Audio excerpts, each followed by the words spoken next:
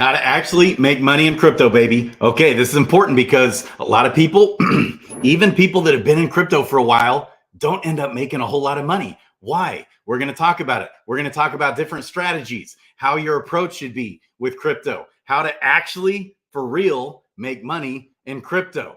Okay, because here's what happens. Okay, people tend to buy at the tops and then sell at the lows. They panic sell when it goes down. They buy when it goes up. They sell when it goes down. Okay, why? Why is that? Well, okay. And why is it such a good time to get into crypto right now? Let's talk about it. Not financial advice, boys and girls. I'm a person, I'm a dude sitting in his home, sitting on your YouTube screen on YouTube. Some guy. That means I'm not your personal financial advisor, boys and girls. Okay, here we go. So a lot of people, even who got into Bitcoin early, people who's been around for a long time, what happens? They still don't end up making money until you've been through. Oftentimes it takes people 2 full cycles: bear markets, bull markets, bear market, bull market, because the bear market is crazy. It feels like it's years upon decades of our lives wearing at our soul, melting our brain into mush. That's what the bear market does. It gets you depressed. It affects your mental health. It does all kinds of things. Okay, where the bull market, we're feeling like $1 million. Oh man, this thing's gonna go to $1 million, baby. Remember we thought Bitcoin was going to $1 million. Our man, John McAfee, we all know what he said, right? Do we all know what John McAfee said? I'll let you look that up. Okay, so here's the deal.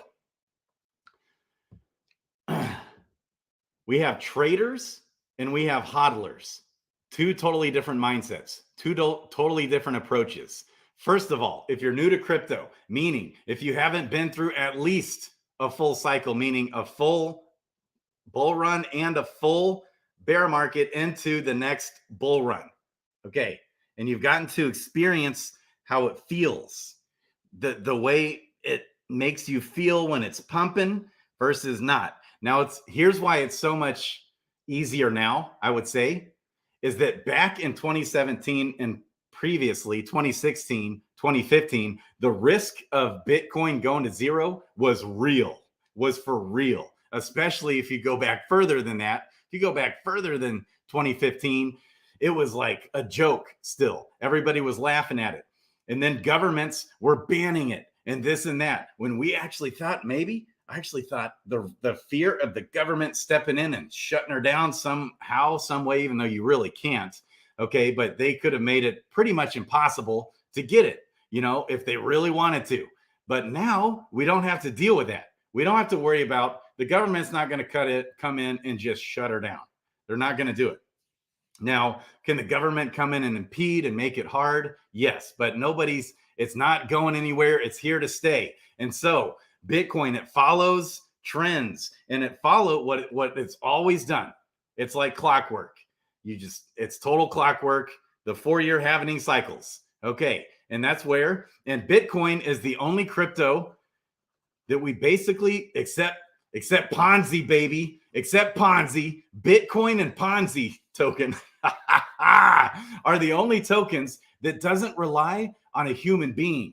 Nobody's having to develop Bitcoin better and further to make it work, to make it, it's already fully decentralized pretty much. And so is Ponzi. Those 2, you can't touch them. You can't mess with them. You can't hack them. You can't, and it's not going anywhere. The government's not going to come shut it down. Bitcoin's not going anywhere, baby. And Ethereum is close by. It still, though, has a lot of development happening, a lot of things happening. But as time goes on, more and more Ethereum decentralized. And there's still some more upgrades and updates coming, but it's getting to where it's pretty dang decentralized compared to anything else out there. Okay, I love it. And so here's what happens. We go through these cycles and we start thinking, oh, is Bitcoin gonna die? I know a little bit right now. The fear is the government gonna shut down all the crypto exchanges so we can't even take money in and out of our banks. That's the fear now. It's not going away. It's not going anywhere. So we really, in the grand scheme of things, we don't have to, we're worried more now about the banks collapsing, not Bitcoin collapsing. I've been worried about the dollar, getting them creating just a new currency and replacing the dollar. I mean, I've been waiting for that for years. Okay. And eventually that's probably going to come. So what so many people do in these runs, okay, is you either have a trader mindset or you have a long-term hodler mindset.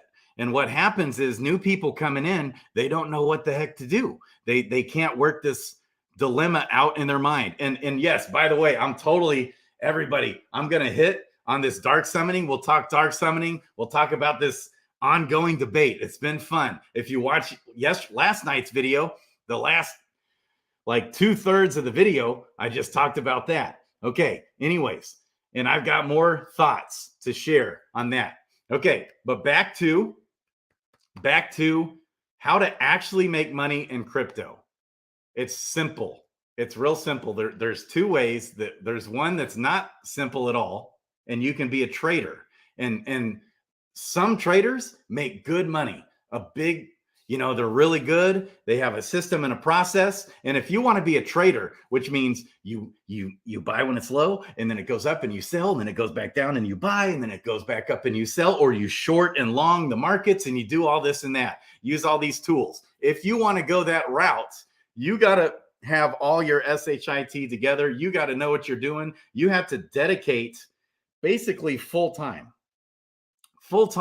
You got to have your head in the charts. You got to know what the heck you're doing. You got to be a part of a community of traders, okay? And stay in the know constantly, okay? And follow the charts all the time. You got to get with guys like Crypto Lifer, join their trading groups. It can work. Get with guys like the Gem Hunters or whatever, and they're buying and selling, shorting and doing this and that all the time, Okay. Versus you find projects that win. You find the winners that will be here and sustain long term. And you dollar cost average little bits over time. It's simple. So what are the ones we know for sure? Pretty much, I guess nothing's ever for sure. The money in your bank is not for sure. Nothing's for sure. There's these black swan events, different things happen. But with Bitcoin, it's as sure as it really gets in my mind. Bitcoin's not going anywhere. And we're going to have new all-time highs coming over this next year, probably. It happens like clockwork. It's the 4-year cycle. The halvenings, less than a year away. Every 4 years, the Bitcoin new supply coming that goes to the miners gets cut in half every 4 years. Every 4 years, until eventually we'll have no more new Bitcoin being minted ever. Right now, we're up. There's only ever going to be 21 million Bitcoin ever created. And ever minted from the miners, and we're well over 19 million. So we're almost there to the 21 million, and more Bitcoin gets lost. So really it's deflationary if you factor in all the amount of Bitcoin that's being lost in cyberspace. People lose their wallets, lose their keys, or they die, and it's like no one knows how to access it. That happens. Okay. And so Bitcoin, it's become a formidable force that's not going away. It's a winner. It's going to be here long term. We're going to have Bitcoin. It's not going anywhere. Same with Ethereum. I would say it's not going anywhere. It's like a freight train, and it's really getting up to speed more and more. And as the development, keeps going, there's so much going there. Those are your two. That's like king and queen of crypto, baby. Okay. And I would say Binance Coin, winner. Okay. So you follow projects with awesome developers. Okay. So my goal, it always has been, I want to find, we've already kind of we've missed like a 10 million % gain, of Bitcoin. Well, it's like the largest gainer of all time in all of human history, period, is Bitcoin. It's gone from, at first you could, for 1 penny would get you 4 Bitcoin. 1 penny, 4 Bitcoin. 1 penny, 4 Bitcoin, baby. Okay. Now 1 Bitcoin, $30,000. Largest gainer of any asset in human history by a good amount. And hey guys, guess what? Guess what's number two? Number two is right here. It's Ethereum, baby. And guess what's number three? Biggest gainer of all time. It's right here. It's called BNB, Binance Coin. Why is that? Why did BNB? Why was everybody back in 2017 saying get out of BNB, scams? You know, they're raising the red flags, and then lo and behold, BNB has held up even better than Bitcoin. Oof. Now that it's about the same, but from basically BNB throughout this whole bear market, it's unheard of. This doesn't happen. Coins never go through two cycles, and hold up better than Bitcoin. It doesn't happen. Well, it happened for BNB because CZ, he's the bomb. He's got strong core values. He always does what's right. He doesn't screw people over. In spite of all the narratives we've been hearing since 2017, he's an awesome dude. He always tries to look out for the best interests of others over his own best interest. He's not greedy. He's not selfish. He has the lowest fees. Everything is the best. Everything he does, it's always the best. That's why it's sitting right there. And that's why it's held up so well, in spite of governments coming after him all the time. He's got to be shrewd like a snake and innocent as a dove. And he does it perfectly. Is CZ. He's in charge. Okay. And as we look at some of the other ones, okay, some of them I'm not so sure. Some of these top, like Solana's in the top 10. Isn't that interesting? Okay. When you look at the tokenomics of these things, also looking at the tokenomics of BNB, it's deflationary. He didn't have to do that. CZ just randomly decided to burn the majority of the BNB, and it's continuously burning. BNB, Binance Coin, deflationary. Ethereum now, deflationary. Awesome tokenomics. Bitcoin, of course, we know is awesome, long-term, sustainable tokenomics. Okay. When you look at a lot of these other ones, it is amazing to me. We're rooting for XRP. We love those guys. They're going up against the SEC. We're hoping they win. But on the other hand, the team holds over 50% of the coin, and they have been known to dump XRP, to fund their operations. Okay, so, and they still could. They own 50% of all the supply, and it's circulating. They could just dump at any time. Now, I don't think they'll do that. I don't think XRP is a horrible play. Things like Cardano, it's more speculative. He's still developing this thing out after years upon years upon years. We got Dogecoin in here. It's so interesting. Dogecoin, with what's the market cap? $11 billion market cap. With the founders created it in one day and then left it, called it a joke. They let Doge go. And they're still a little salty about it being in the top 8. Even the two founder guys. It was the fork of Litecoin, I think. All right. So a lot of these are interesting plays, though. It's interesting that they're here. Matic, I'm bullish on Matic. I still have a bag.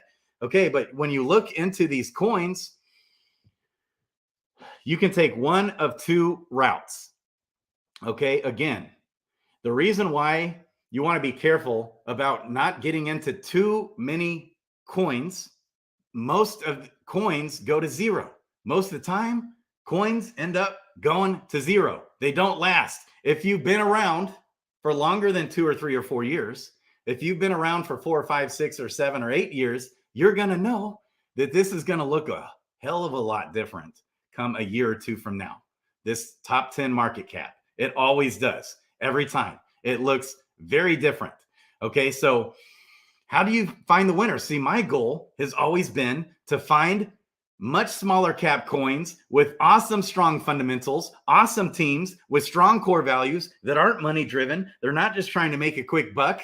Okay, but they're passion driven. They're grinding. They follow the golden rule. They look out for the best interests of the community. They communicate to the community. Okay, and the marketing strategy. That's why a lot of these coins are here. XRP, in Cardano, you got Charles Hoskinson out there. He's got a big name and he's out there, communicates well, makes people at ease, and just has a big army behind him. Okay. But I would say that could be anything. So marketing is a huge part of the fundamentals of a coin. And you could even argue it's more important than the actual real fundamentals of a coin, which is sad to say.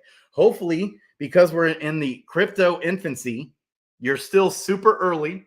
If you're here now and in crypto, you are mega crazy super early still. Okay. And we still have weird stuff happening, like Dogecoin being at $11 billion market cap with really no utility other than Elon Musk pumping it up. That's all it's got. It's got like basically no fundamentals. It's an infinite supply of Doge. It's highly inflationary. It makes no sense, but it's got Elon Musk behind it. So the fundamentals of a project are very much what are their connections, what are their relationships, and how well are they messaging and marketing and things like that out there. Okay, so my goal has always been to find the low cap coins with all the strong fundamentals. When it's really early, no one knows about it yet, right? Don't we all wish we were in Bitcoin when it was at 1 penny per coin? Don't we all wish we were in Binance Coin when it was whatever it was, like 1 penny per coin? Don't we wish? Okay, well, how do we find those? Everything we just said. You find the teams and the projects that grind through a bear market. That's what you look for. You follow the projects. You follow the teams that are truly actually grinding through the bear market, because a lot of teams will make it look like on the outside they're grinding through a bear market. I've been in well over 100 coins that have gone to zero in the past. At least 100. It might be 150 or something. Insane. I've been in so many projects that have gone to zero. I've been here. I've been through this so many times. And the number one thing you want to look at is the team grinding? Is the team communicating? Do they have stuff going in the works? Are they making partnerships? Are they making connections? Well, that's why we're in DeFi Kingdoms, baby. That's why we're here. And here's what you don't want to do. If you really want to make money in crypto, you don't want to worry about all the fluctuations going on unless you're a trader and you love the fluctuations. That's great. If you want to be a trader, go for it. I love these. I watch them every day on YouTube. I'm watching them. I'm watching Sheldon the Sniper. I'm watching Crypto Lifer, baby, who came on the channel. I'm following the Gym Hunters. I'm following all these guys all over. Jed. I just watched Jeb. Okay. All these guys all the time. They're traders.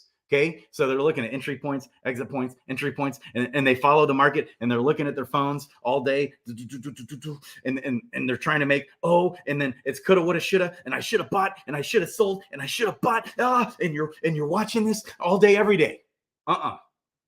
You're a newbie if that's how you roll. You're not a crypto veteran. Because if you follow the awesome projects and get those coins with awesome fundamentals and awesome tokenomics, here's what you do. You just dollar cost average in and you continue to follow the project. You don't fall asleep on what's going on internally on the project. You can fall asleep on Bitcoin. Yes, you can fall asleep on Ponzi coin.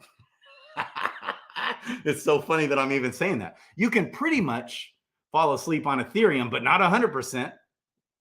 You don't want to fall asleep on the fundamentals. But here's the thing.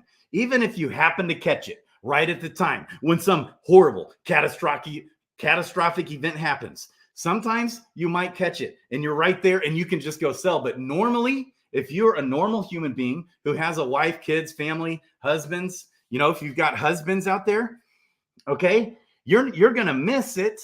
And then you're going to see the news a few hours too late and it's already dumped. Okay, and then you're stuck in this predicament. Oh my gosh, is it going to keep going down?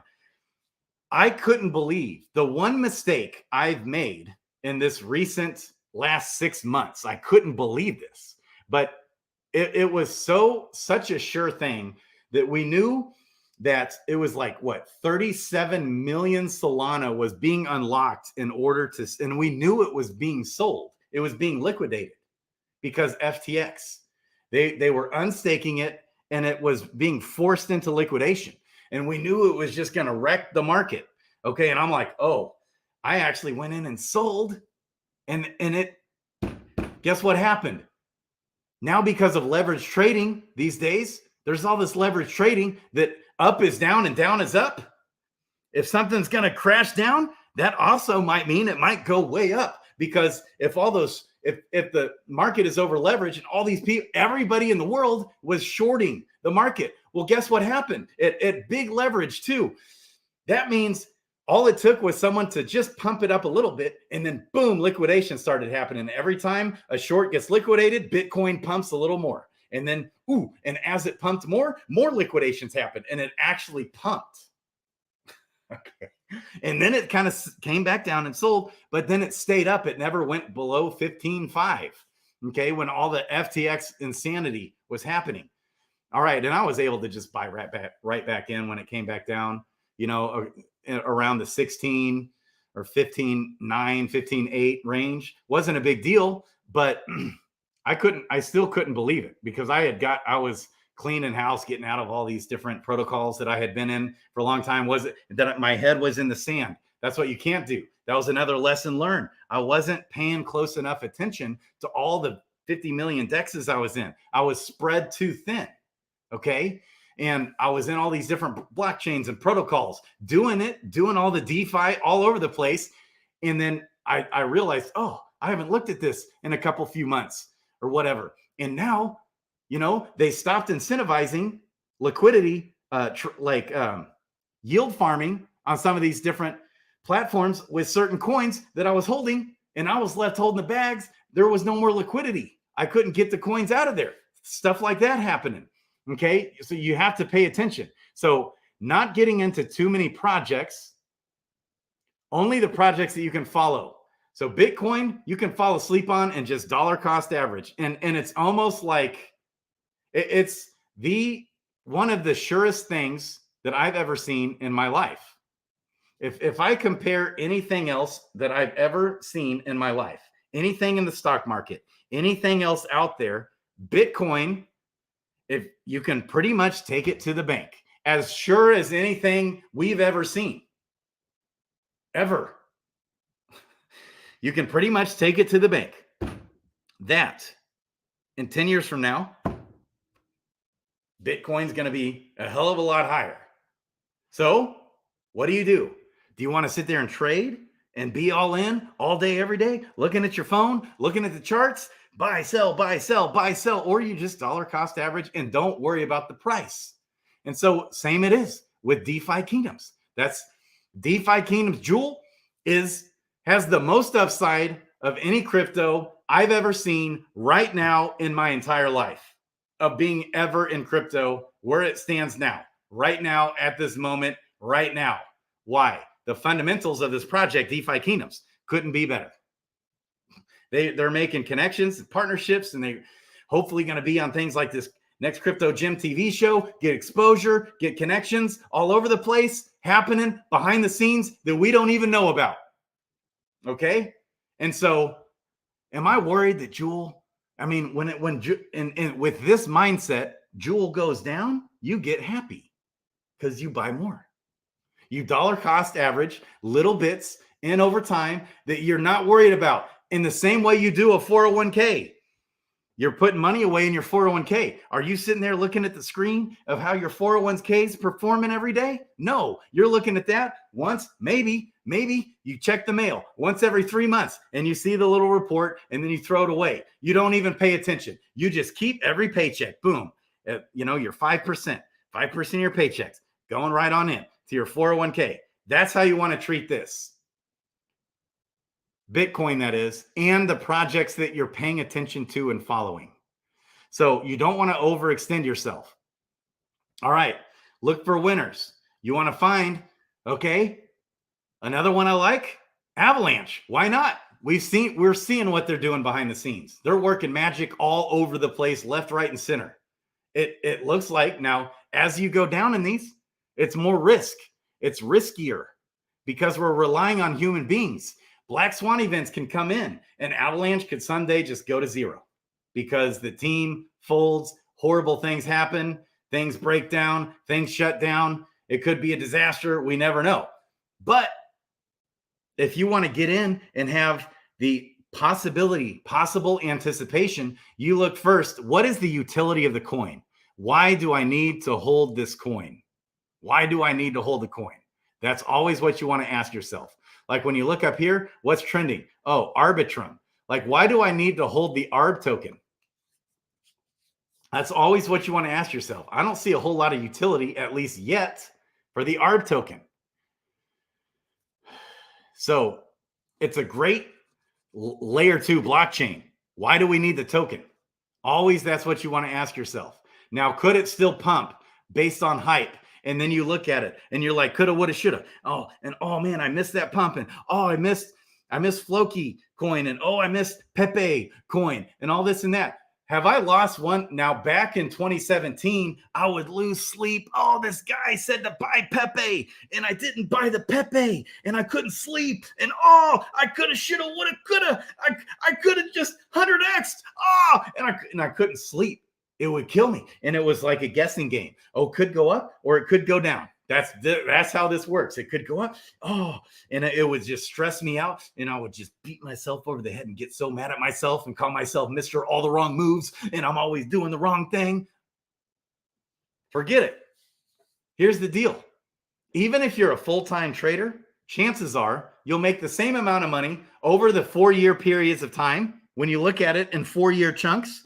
If you just DCA, buy some Bitcoin, buy some Ethereum, don't worry about it. Sleep soundly at night. You're not up all night looking at the charts. You know, your melatonin in your brain or whatever isn't all out of whack because you're sitting there on your phone looking at the charts all the time. Okay. Instead, you're chilling with your family and you're just buying a little Bitcoin, buying a little Ethereum, and then maybe you follow a few other projects. Like if you follow DeFi Kingdoms, you're immediately will cause you to kind of follow Avalanche. You know, you kind of get in these little circles. Right? Which then has led us to what? Dragons Crossing, phenomenal fundamentals, phenomenal team. And it's hard. It's very rare and hard to find anywhere out there, period, what Dragons Crossing is doing. Okay. That all came from, you know, the DeFi Kingdoms community and then you just build on that. You follow those few projects that you can follow, that you just can. I'm going to do, I think, a video tomorrow talking about Forex Shark. He's another phenomenal dev. He's one of the best dream team, phenomenal devs I've ever seen in all of crypto. He's phenomenal. We're going to talk about him and his core values and what he's done. Okay. So with DeFi Kingdoms, we're talking a $20 million market cap with DeFi Kingdoms, baby. Let's look. I'm on CoinMarketCap right now, not CoinGecko, because where are we at on time? Wow, time flies. DeFi Kingdoms, baby. All right. This gives, CoinMarketCap gives you actual, whoa. The market cap is 11 million. Oh.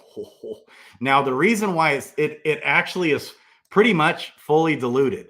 The reason why it's not all in the fully diluted market cap section here is because there's around 36 million Joule locked in the jeweler. Okay, locked away by choice. I locked some in there on a regular basis, a little bit here and there, and then I put some in the gardens and just keep dollar cost averaging little bits right into Joule, baby. That's what I'm doing.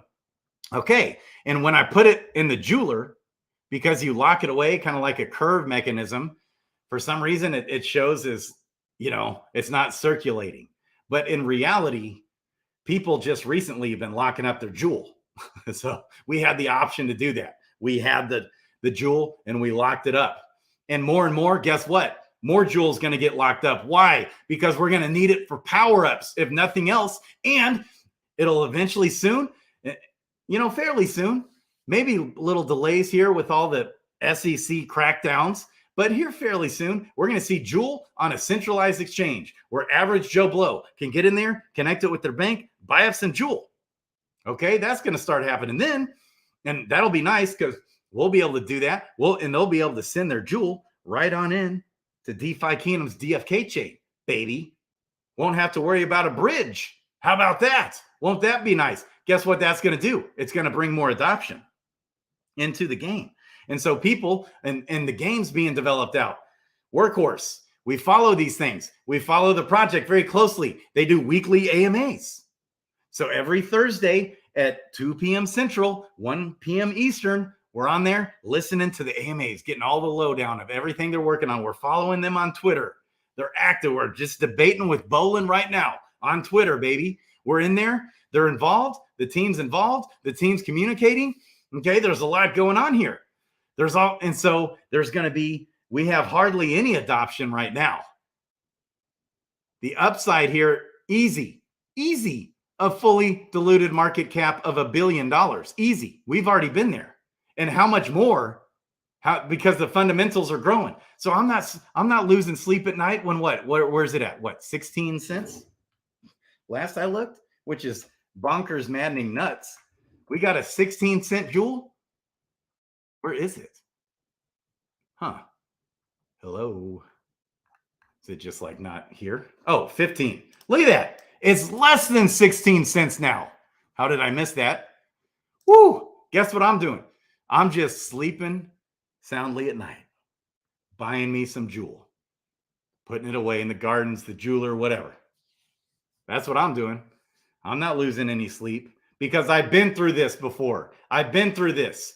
Here's how it is. Here's how it goes. In the bear markets, everyone runs away. No one pays attention. They panic sell out. They make fun of you. They're on there on Twitter making fun of you, buying these coins, right? Aren't they doing that? Isn't that what they're doing on Twitter? They're making fun of you for buying up some jewel.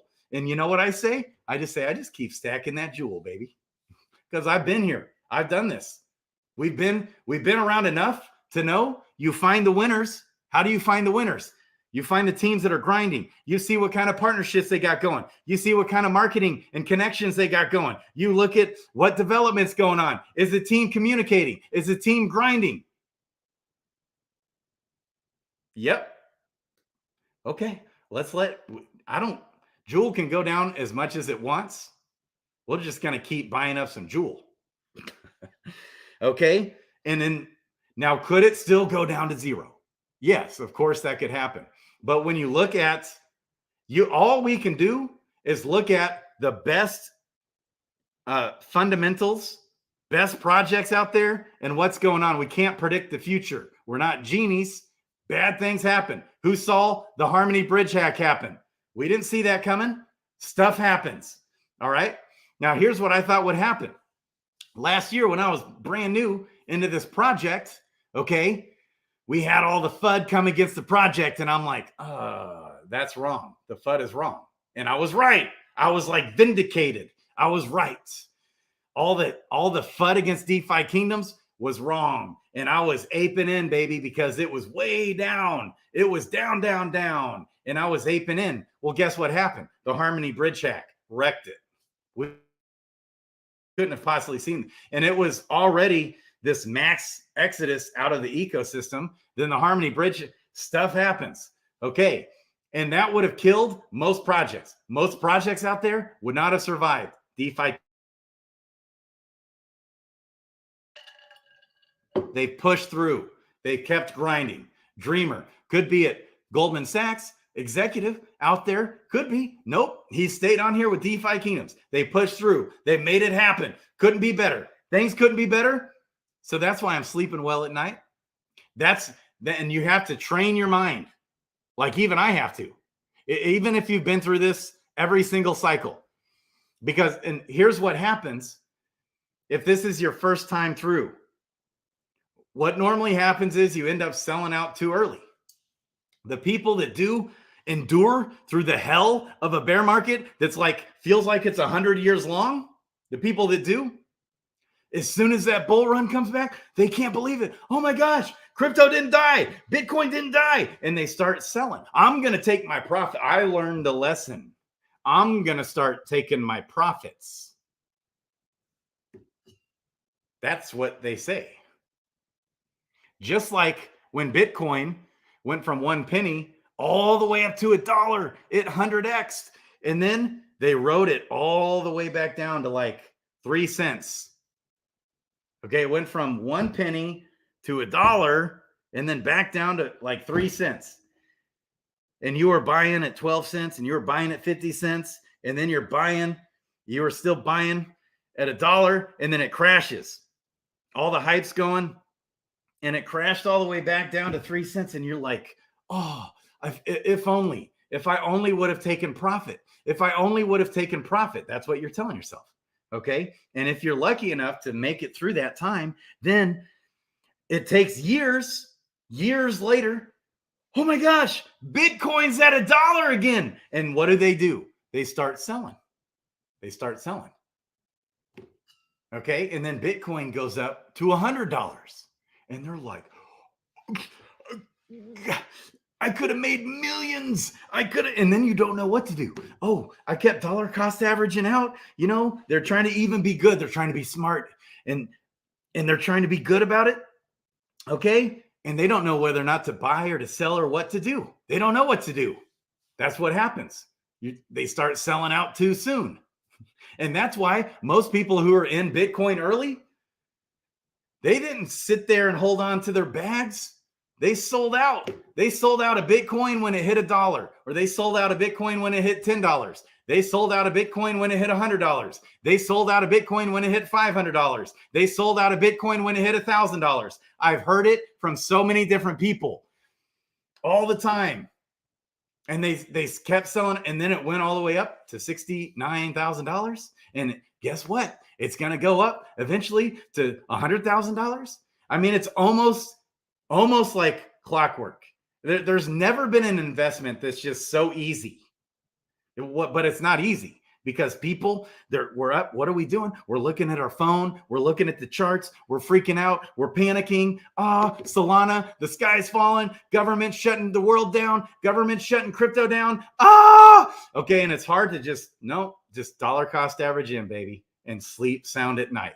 That's the real money. The real people in the space who's made money. The real money made is just buying and holding. Buying and holding.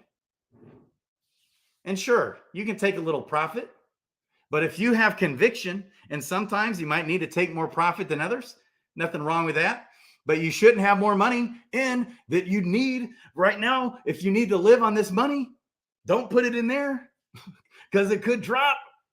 You put in money, little bits, and then you don't worry about it. You stop worrying about it. We're going to have $1 million Bitcoin someday, and then we're going to have a $10 million Bitcoin someday. And it'll probably come, both of which will probably come faster than you think. And so, Bitcoin went up to $100, and then it went back down to like $5. And it was a terrible bear market after the big exchange hack. What was it? Mt. Gox. When Mt. Gox happened, that was a long bear market, a very long bear market.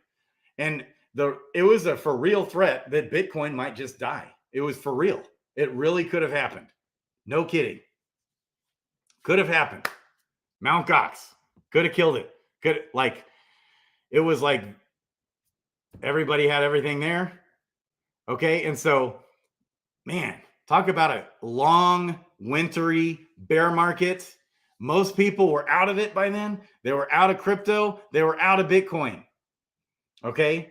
So guess what? If you'd have just been dollar cost averaging in, you'd be fine in the projects that win. Because here's the problem. Most projects go to zero.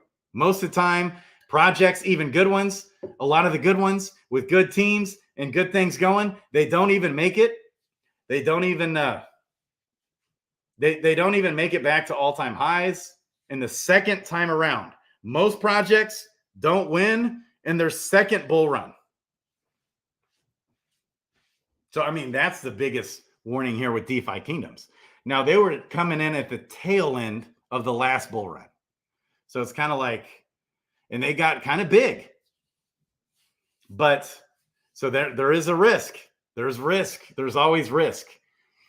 So if you want to be a trader, you might be able to make some money. I think 5% of traders actually make money. At the end of the day, 5% of traders actually make money. The real money made is because I bought the Binance coin and held a little bit of it. Because I bought the Cardano and held it. I bought, you know, a lot of Bitcoin and Ethereum and held it. What else? What else have I made? I bought the CRO token and held it. And then I got out of that one. I did get all the way, I dollar cost average out of that one and out of Cardano because, again, they were more speculative and there are some red flags with CRO. So you have to follow the projects, follow what's going on. Okay, so I haven't followed the chat at all. Okay, be easy, baby. I know we had Bob Nothing in here. Okay, so now, yeah, check it out. Arbitrum is brand new. There's no early buyers at a much lower price. It's new. There's no buyers that are up 10x ready to dump. Interesting. Right. Yes, I agree. Avalanche is just proven to be the bomb. Is from everything I can see. Yeah, having many spread out smaller bets has proven more successful. Now that can be true. Now, and this was true for me, but I just held and didn't pay attention at all. Okay, and that can really be bad. Most the coins go to zero, but I did pick a few winners, and they won. And so that can be very true. The problem also is like, for example, I have Wilder World on the Binance Smart Chain. And I had Knowles stuck on Ethereum, couldn't ever get it off. My Wilder World token is stuck on the Binance Smart Chain. And at one point it was worth like, I put in like $300 or $400 or $500 worth, bought some, and then it was worth 25 grand. I couldn't get it off the Binance Smart Chain because they switched blockchains because of a hack that happened. Okay. And I can't the team, I don't know. They won't respond. Now I was hounding them for a while and I just gave up. That's an example. Knowles. I don't know how the heck to get my Knowles off the Ethereum blockchain. They have their own blockchain now. But because I had my head on, so even sometimes on the winners, like I think people waking back up to DeFi Kingdoms will still be able to get their stuff off of Harmony.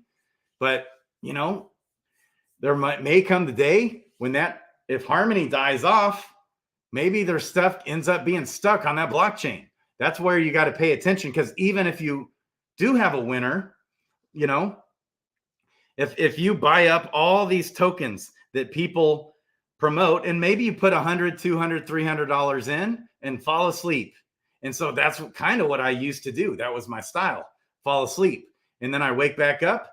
Most all of them went to zero. Another one was Aave, but I was way more into Salt. So there was Salt and Aave was called something else. But I still had a tiny little bit of Aave and mostly Salt. And it should have been, my intention was for that to be 50-50. Okay, but I was learning all these lessons the hard way. I think I was trying to trade the Aave before it was called Aave. I think it was called like ETHLend or something. And then it changed to Aave. Okay. And I ended up with a big bag of Salt. Even though I was more bullish, I wanted a bigger bag on the Aave, on the ETHLend, but and then I fell asleep. Well, that little bit, the Salt, zero, the little bit of Aave turned into like 20 grand, baby. That's how that rolled. And so, yes, but I'm telling you, most of them go to zero and you'll probably not pick the right ones. So I'm kind of done with that. Now, if you've got a bunch of money sitting around and you want to take some gambles, you throw 100 here, 100 there, a couple hundred here, a couple hundred there, you know, that can work for people. It did work for me in some regards, I would say. Yeah. So, okay, you could argue a lot of the ETH buying power could buy L2 tokens. Yeah, see, the thing is, yeah, I mean, it's pure speculation if you want to get into Arbitrum token, just like same with the Uniswap token. Great protocols, but why do you need the token? So I'm kind of done trying to play this game Okay, when it comes to actually making money in crypto, I'm just done playing the games. If there's a reason why I need to buy Arbitrum, I'll buy it. Otherwise, I'm out. And because I've done that for so long, done with that. Most of the time, you lose it all. You're trying to make all these speculative plays and speculative calls. I'll buy a token because I need to buy the token, or because somebody somewhere needs that token, and that's when I'm going to buy the token. Period. Done. Next. And those are the ones that I'm going to follow and believe in, and follow those projects. So that's why DeFi Kingdoms Jewel, there's going to be more and more and more and more and more and more utility for that token. It's deflationary. It's fully circulating. It's actually fully diluted, even though it doesn't say that here. You know, it's funny that it doesn't, because it's all locked away in the jeweler. But other than what's locked away in the jeweler, it's fully circulating. And the what's locked away in the jeweler should be considered, in my opinion, as circulating. It's interesting. Okay. And so I'm running out of time. Time on the time warp, people. OP is the opposite. A bunch of people are up. Okay, an optimism token. Don't you have to have the optimism? Isn't there more utility for that token? I haven't followed optimism as much. I find that now I follow fewer projects closely than what I used to, because I'm just so burnt out. I've been in so many that I was so deep into that all went to zero. And then you just get tired of it, and you can put more focus. I've found the more focus, the better. Now, do I still like to, things like Ponzi? You come across things. I know that we know the guy, some of us at least know the guy that created the Ponzi, and it's for real. I follow what I know, and I'm done playing the games. I'm just so tired of it. Is there any jewels still being unlocked from previous farmers? A little bit. Like, we're talking less than 1 million, I think, vibes. I think now, as far as there's still an unlocking a jewel, but it's like around 1 million, I believe, or less. I think now it's less, because every day little bits of that get unlocked. Okay. Oh, he's going live in 8 minutes. Well, I'm getting off. Oh, and this is late. Okay. Interesting. All right. DeFi Kingdoms building. So every day, this is what I'm doing on this channel every day, 7 p.m. Central Standard Time. That's when I go live, and it's going to be less than an hour, and I aim for 30 minutes, 45 minutes. Usually when it's over 45 minutes, it's like, okay, it's time to wrap it up. With the dark summoning and DeFi Kingdoms with Jewel, to me, this is just funny, and it's gotten to be a little aggravating, because I've been screaming this from the rooftops, and I've just seen it happen clear as day. The dark summoning event came. At the time when dark summoning came, okay, and leading up to that, the ecosystem was dying. Part of the reason why I started the channel in the first place is I noticed all of the streamers weren't streaming anymore. Like, nobody was streaming DeFi Kingdoms anymore. So I started the channel, okay, coming to bat for the team. And and then at the time, the stone carver was new. The stone carver was brand new. Okay. And I even remember watching Ogre and Climb Crypto, and he didn't even know about the stone carver yet. Like, he didn't know anything about it. And I remember being like, how do you not know about the stone carver? And then, shortly after that is when I started the channel, even Climb, stopped covering DeFi Kingdoms. Everybody was bearish. Okay. And so, but as a little bit of time started going, the stone carver started taking traction. People started finding out about it, and I started talking about it all the time. It's always a no-brainer to use a stone. Stats are what matter on heroes. You always want to use a stone. The price for a stone, compare the price of a stone compared to the price of like a greater crystal. Greater crystals were crazy. They were so expensive. Where stones were nothing. You get 4 guaranteed stat points, and plus you're going to get an extra 8 more stat points over the course of that leveling, or whatever it is. No, it's 15 plus 5 or 4. 15 plus 4. Gosh dang, my brain isn't working. Okay. So anyways, no brainer to use those stones. And I was pushing it. And then everybody started using stones. Now, there are still people not using stones. We'd get in little debates back then. But back then, predominantly, most people started using stones every time they summoned. Well, what happened? The Dark Summoner came and we realized, oh, yeah. I mean, I did. I had 800 heroes. I was ready to throw into that pit, baby. But here's the problem. I had invested stones and crystals in every single level up of all those heroes. Okay. And so what did I start doing? What did everybody else in the ecosystem except About Life Podcast is about the only one, and maybe Mythic Squad a little bit. Maybe Mythic Squad, definitely About Life Podcast. Okay. And maybe guys like Skiller, few guys in there. But I'm pretty sure even guys like Skiller have stopped using so many stones. We stopped using stones. I stopped using stones, even though it was in my 10 commandments. Everywhere I hear, everyone, everywhere, stopped using stones. Pay attention. All you had to do was pay attention. Everyone stopped using stones. Okay, then what happened? What happened? A whole lot of people, there still isn't a whole lot of people doing a ton of dark summoning because it's like, ooh, we're not sure.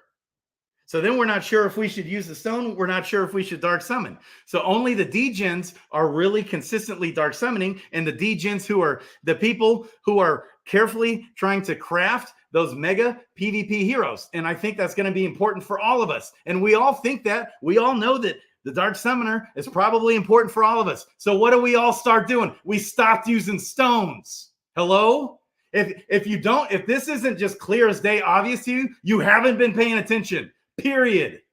I've been following every stream, every streamer. I've been in and out of this ecosystem every day for months. I followed this. It's not even debatable. It's a fact. And guess what started happening?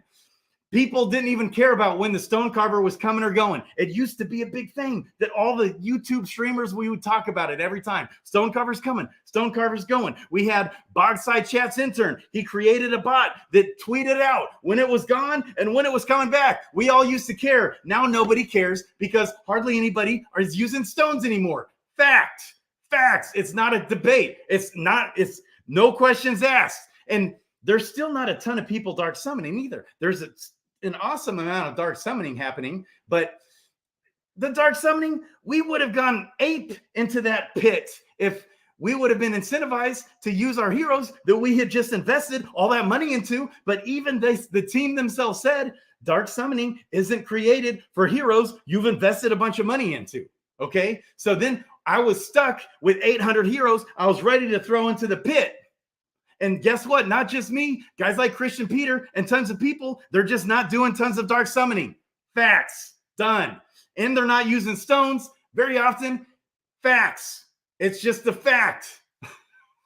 Like, hello. It's so obvious to me. So it's like you're just denying reality. And so what's happened? We've seen gold just absolutely gold was already down 99% at that time. But gold was still at a halfway decent price. Gold is probably down. I wonder how much gold is down since the Dark Summoner came out. Let's look at these stats. That's why I love having an iOS code or somebody in my back pocket. It's facts. I mean, there's no question about it. Gold is down. If I had to guess, it's probably like 95% more down. And back then it was just obliterated. Okay. And so, I mean, that's not sustainable. That's all we're saying. So we're solely waiting on more developments to come out. Well, or you could just like incentivize us to like throw these stoned and crystalled heroes in, right? It's on the NFT. It's a no-brainer solution.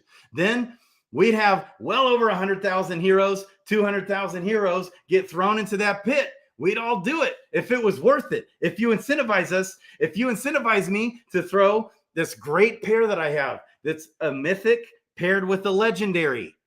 Okay, but why on God's green earth would I ever do that when you know you're probably just going to get rugged? If you want to throw mythic in there, you pair it with another mythic to guarantee you're getting another mythic. Otherwise, the chances are Okay. Or if you want to throw a legendary in, you don't throw them in with the mythic, you throw them in with another legendary. That way, you're guaranteed another legendary. If you pair them with a mythic with a legendary, you have pretty much the same chances. You're just going to get a legendary. Well, incentivize me to do differently, and maybe we will. This shouldn't even be a discussion. I'm sick of it. I'm so sick of this. I've been saying this. I was all over Hubert. Like, we want tons of dark summoning, right? Isn't that the goal? What don't we want to? I initially thought we'd end up throwing like 200,000 heroes into that pit. That's what I thought would happen. Boom. Because I knew everyone was buying those Gen 1 10 out of 10s. We had them all ready to go to throw them in the pit. And then it was like, ooh, wait. It's a tool to be used sometimes that's good and it's important. Like, we're going to kind of need it. But hey, if you've been being a good DFK boy using stones and crystals this whole time, you're just screwed. That's the message I got. And so if you want to come on here and let's debate it all day long. Let's go, baby. Let's go. I'll debate it all day long with anybody. Yes, Hourglass gang. We got people in the house. I love it. I'm done. Guys, Crypto Grady out. I love it. I love you guys. Let's go. Man. Yeah, DeFi Kingdoms doesn't make me any more bearish on DeFi Kingdoms, by the way, because as far as even on the items, because we'll still have other utility for the items. But it's just the facts. People aren't wanting the stone, because why use a stone when you're going to probably end up just throwing that hero in a pit, or he's just a jobber anyways. One of the two, forget the stone. Baby, effects. I love it. I love it. I guess Brown Gent's going live, baby. Has it gone yet? I love the Wait fam. We got Jet, by the way. Wait fam, Hourglass gang in the house. We got Jet flying. He's flying all over the place. He's making magic happen left, right, and center. I am so pumped for next Crypto Gym TV show, baby. Let's go. The Wait token, up, down, up, down, up, down. Guess what I'm doing? I bought up some Wait a long time ago, and I'm just holding that. And do I really even care if it goes up or down? If it goes way down, maybe I'll even buy up some more. And I have. Not much, like a couple $100 maybe. Yes, incentive. Although the chart from iOS code shows slightly different, I can see your points. So the chart from iOS code was obvious. The all-time high of stone usage was right when dark summoning started. And ever since, it's been a steady downtrend of stone utility. Like, to me, that was obvious. Am I wrong? Why did that narrative change? If incentivizations come, and again, it's down from 50% of all summons stones were used to now something he said around 25% of all summons stones are used. Okay, that's a 50% drop of stone utility. Okay, and then, right, if we're incentivized to have a stone to throw into the pit so we can throw the hero in the pit and get maybe slightly better rarity or get tiers like discount or whatever, something. Okay, then we're going to be more liberal in using the stones, right? Just makes sense. Yes. Yeah, baby. Okay. Yes. I love it. All right, I'm going to go watch some Brown Gent, baby. Let's go. Love you guys. Crypto Grady out.